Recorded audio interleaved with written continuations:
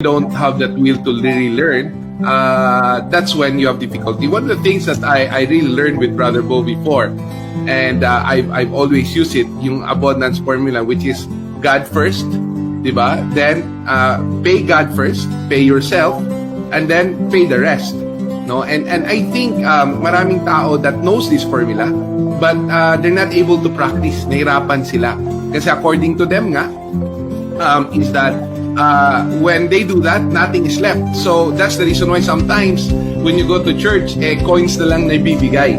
But I want to share something with Brother Bo and everyone, that formula when you say God first. Kasi I learned from that, Brother Bo, when you said that give the first fruit. So one thing I've really done to myself na nawala yung challenge into financially was that give God first. Diba? You give God first, which is 10%. And then 20% is pay yourself, which is your savings. So you live below your means by 70%. And when you do that, they will always say, walang matira. It's not true. Because the way I really experience it is that when you do God first, you know, what really happens to me, bro, is abundance will come in. And you'll have more than enough to pay yourself. And you'll have more than enough to pay other people. So that's something that a lot of people say it's better said than done. But I hope in this show they will really realize that you know, when you have all this income coming in, you know, you have to distribute it properly. And I think hindi lang sa distribution it's also according to priority. God is our first priority. Second will be us because we work. And then third priority will be all our expense. And I learned this with you, bro.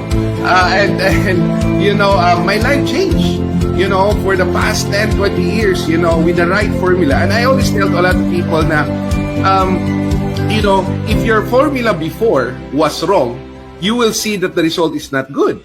But if the formula is wrong, why not change the formula? Gawa ka ng bagong formula. And I love that formula, which is pay God first, because we are not here unless God is here. And pay yourself because you're the one that worked. And then tsaka mo bayaran yung iba. Now, most of the problem is that we pay the other people first, diba? All our entertainment and everything. And then maybe we pay ourselves. And then we pay God the last. And that's the reason why I think that formula is reversed. That's for me is something that I want to share to everyone, and I learned that with Brother Bo, and I'm sure there's so much things to learn. But when they say na walang pera to save, I think they just using the wrong formula, because if you do the right formula, you'll definitely have money to save.